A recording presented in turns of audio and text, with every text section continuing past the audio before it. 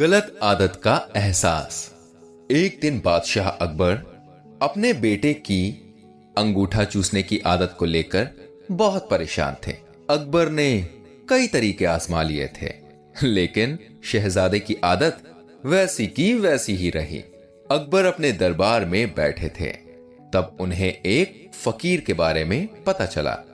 कहा जा रहा था कि उस फकीर की बातें सुनकर टेढ़े से टेढ़ा व्यक्ति भी सही दिशा में चलने लगता है।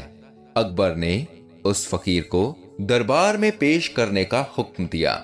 फकीर दरबार में आया और अकबर ने उसे अपने बेटे की अंगूठा चूसने की आदत के बारे में बताया और कोई उपाय करने का आग्रह किया।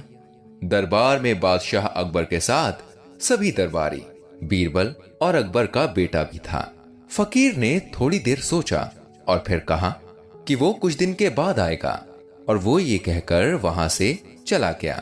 भाई अकबर और सभी दरबारियों को ये बात बड़ी अजीब लगी कि फकीर शहजादे से बिना मिले ही चला गया। कुछ दिन के बाद फकीर दोबारा से दरबार में आया और शहजादे को प्यार से मुंह में अंगूठा लेने से मना किया। उन्होंने इससे होने वाली बीमारियों और मुश्किलों के बारे में समझाया और शहजादे ने भी कभी भी अंगूठा ना चूसने का वादा किया। ये देखकर अकबर को बड़ा गुस्सा आया और उन्होंने फकीर से पूछा, ये काम तो तुम पिछले हफ्ते ही कर सकते थे, तो इतने दिन बाद वापस आके तुमने हमारे दरबार का वक्त बर्बाद क्यों किया? भाई बाकी के सभी दरबारियों ने भी नाराजगी व्यक्त की और अकबर से कहा कि फकीर को तो सजा मिलनी चाहिए क्योंकि इसने दरबार की तौहीन की है। अकबर ने अपना मन बना लिया कि वो फकीर को इस बदतमीजी की सजा जरूर देंगे। तभी उनकी नजर चुप बैठे बीरबल पर पड़ी और अकबर ने बीरबल से पूछा, बीरबल तुम चुप क्यों हो? तुम बताओ कि इस फकीर की क्या सजा होनी चाहिए?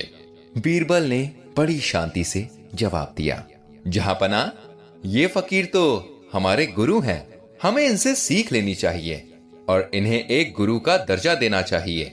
भाई बीरबल की बात सुन के अकबर को और गुस्सा आने लगा और उन्होंने बीरबल को चेतावनी देते हुए कहा कि वो उनकी और बाकी सभी दरबारियों की तौहीन कर रहे हैं।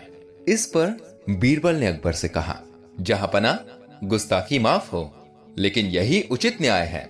जिस दिन फकीर पहली बार दरबार में आए थे और आप शहजादे के बारे में उनसे कह रहे थे, तब आप सभी ने फकीर को बार बार कुछ खाते देखा होगा। दरअसल फकीर को चूना खाने की गलत आदत थी। जब आपने शहजादे के बारे में कहा, तब उन्हें अपनी इस गलत आदत के बारे में भी एहसास हुआ और उन्होंने पहले खुद की गलत आदत को सुधारा। और इस बार जब फकीर आए, तब उन्होंने एक बार भी चूने की डिबिया को हाथ नहीं लगाया। भाई ये बात सुनकर अकबर और सभी दरबारियों को अपनी गलती समझ आई और सभी ने फकीर का खूब आदर और सम्मान किया।